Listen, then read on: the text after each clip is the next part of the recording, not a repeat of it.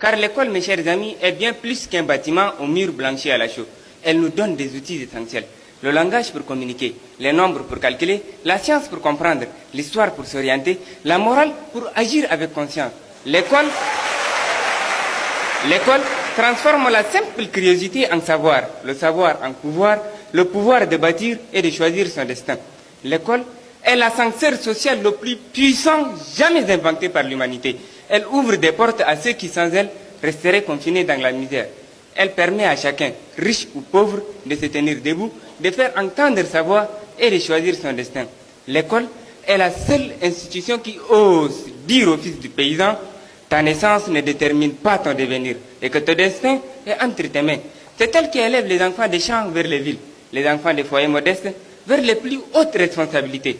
C'est elle qui permet au fils d'un paysan de devenir médecin, au fils d'un vendeur ambulant de devenir ministre. Et dans un contexte plus chadien, l'école vous fera passer des bédouins au président.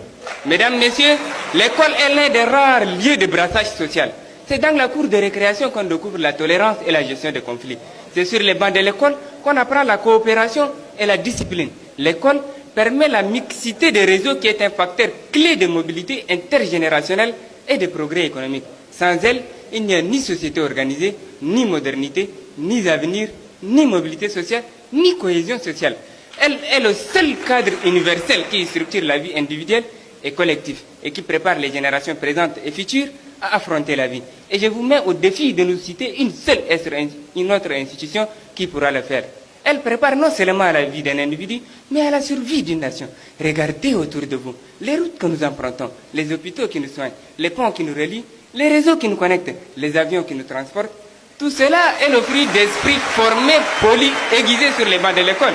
De plus, chers contradicteurs, se préparer à la vie, ce n'est pas simplement apprendre à gagner sa vie, c'est aussi apprendre à la comprendre, à la partager et à la protéger. C'est apprendre la citoyenneté, le respect et la discipline. L'école nous apprend à tendre la main plutôt qu'à lever le poing. C'est là qu'on découvre que la liberté s'appelle aussi discipline, que le moi s'élargit à un nous. L'école est à l'intersection de la vie sociale, économique et émotionnelle.